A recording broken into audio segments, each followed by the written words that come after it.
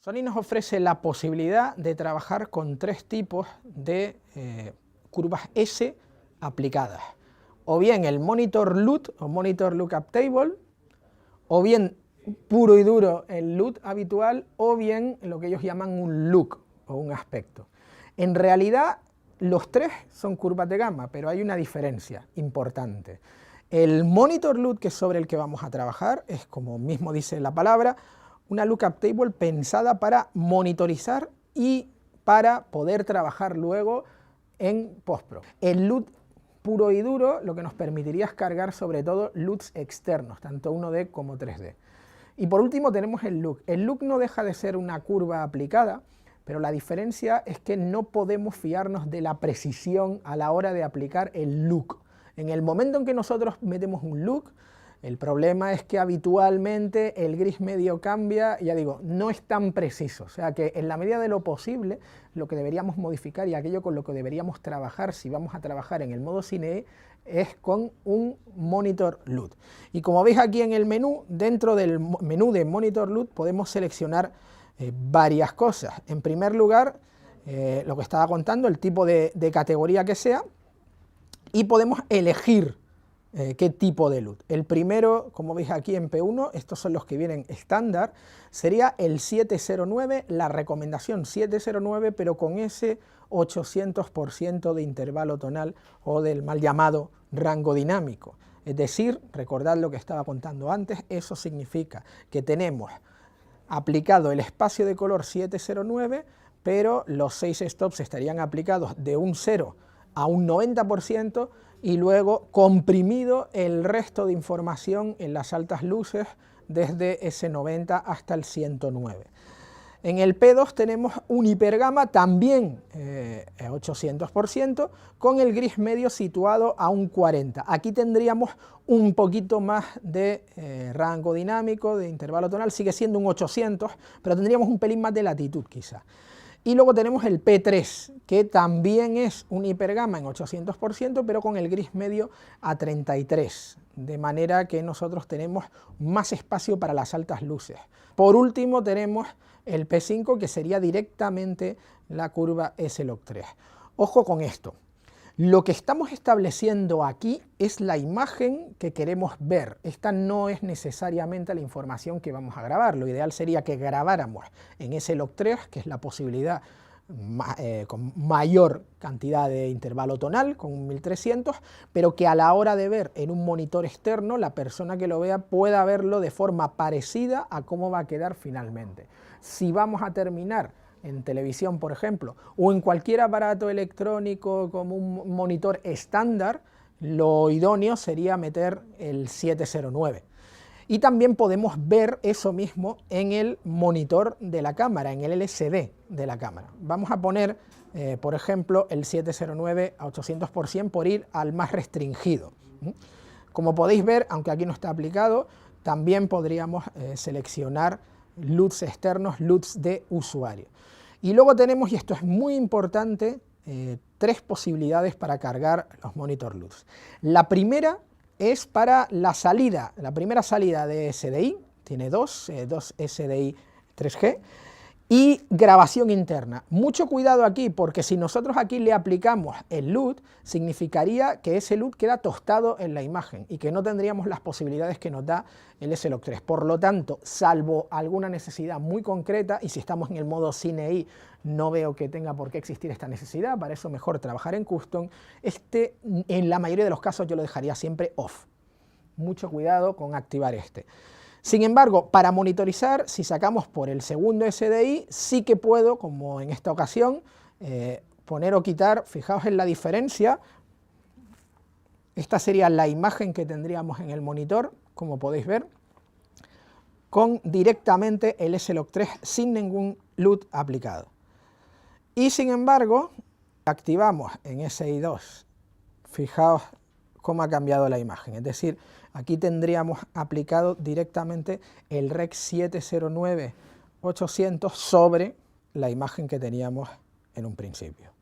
Por último, también tenemos la posibilidad de cargarlo para la salida HDMI o también para activarlo en el visor de cámara. De modo que por regla general lo más cómodo vendría a ser tener el monitor LUT desactivado en la primera función, en el main and internal, y activado en el SDI 2, y ya si queremos en el HDMI y sobre todo en el visor, si es que queremos ver esta imagen, ya digo, tal cual vaya a terminar.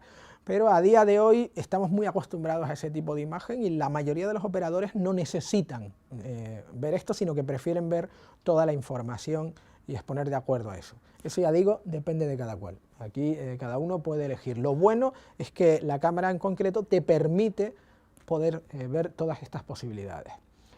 A la hora de, hemos hecho algunas pruebas y demás para determinar cuáles serían los valores IRE más o menos aproximados, tanto en la antigua curva S-Log como en la S-Log 2 como en la S-Log 3, las tres curvas por antonomasia de Sony desde que empezaron a trabajar en cinematografía digital.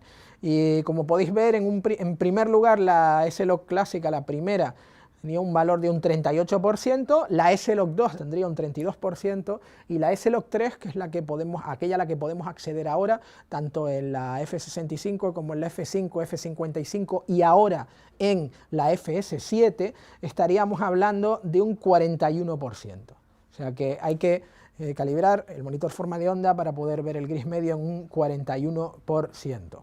Si alguno quiere saber a qué equivalen esos valores a la hora de estar postproduciendo, pues como podéis ver aquí, tanto en el 18%, que equivaldría a 420, como en el 90% de blancos, siempre que estuviéramos trabajando con un 100%, no con un 109, pues sería 598. O sea que esta tabla, si la podéis tener a mano en postpro directamente, os ahorra muchos problemas. A la hora de simplemente utilizar el monitor forma de onda, como vamos a ver a continuación, bastaría con establecer el gris medio o los blancos a un 41 o a un 61% respectivamente. Para exponer correctamente se puede hacer de distintas maneras. Nosotros podríamos exponer basándonos en el LUT que vamos a aplicar, aunque a veces eso podría inducir a error, o podríamos exponer con una carta de blancos, yendo a los blancos del 80 o el 90%. Sin embargo, la manera más fácil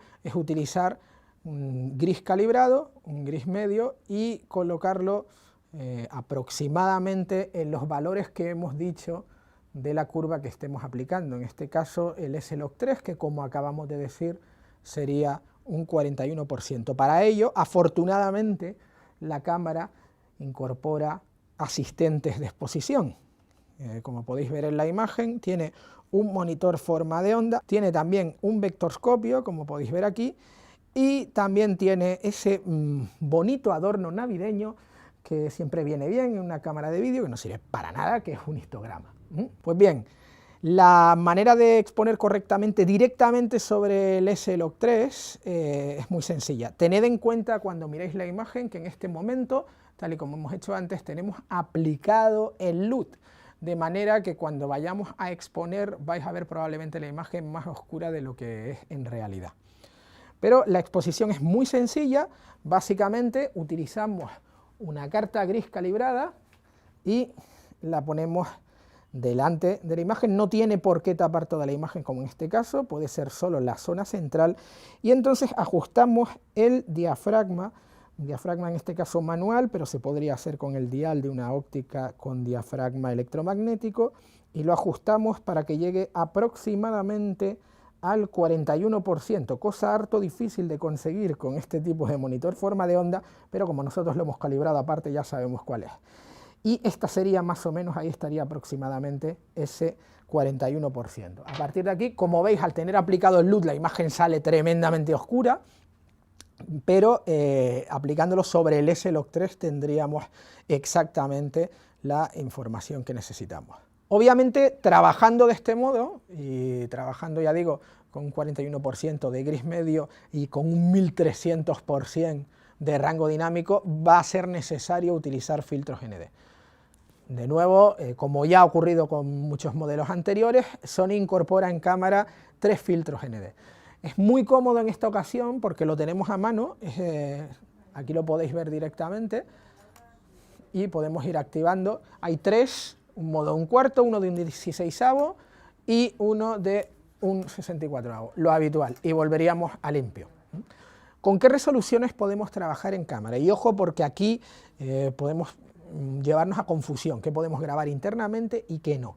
En primer lugar, tenemos la posibilidad futura de grabar 4K DCI, es decir, resolución 4K, tal cual según el Digital Cinema Initiatives, 4096 x 2160, relación de aspecto 17:9. Esto depende de una actualización futura que Sony realizará a principios de 2015. De momento la cámara no está actualizada para eso y no permite esto.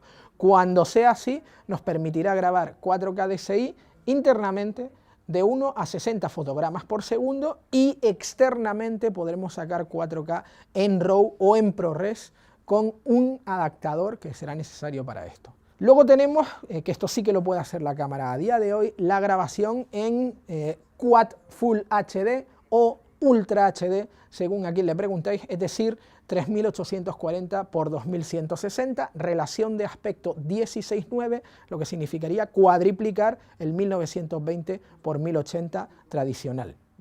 Por eso luego veremos la relación de aspecto que tiene el propio LCD de cámara. En este caso también de 1 a 60 fotogramas por segundo.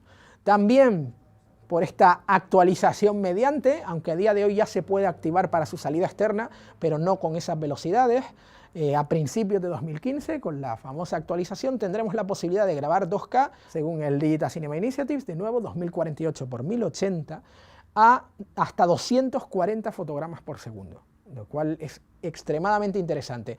Esta posibilidad solamente con grabador externo, y ya digo, dependiendo de esta futura actualización y con adaptador mediante. Y por último, ya desde ahora podemos grabar en HD, en 1920 x 1080, dos tramos, pero básicamente es de 1 a 180 fotogramas por segundo, dependiendo también del bitrate que estemos utilizando, etcétera, etcétera, etcétera, y muy importante, que luego veremos, de la tarjeta y la capacidad que tenga la tarjeta que estemos utilizando en ese momento. Pero todas estas resoluciones son posibles cuando esté actualizada a 2015, eso quiere decir que vamos a poder trabajar en 4K, en Quad Full HD, en 2K y en HD sin ningún tipo de problema. De nuevo, mucha versatilidad en una sola cámara. Tipos de producciones completamente diferentes están cubiertas utilizando el mismo equipo. O sea, esto es muy interesante. En cuanto a las futuras actualizaciones y qué hará falta.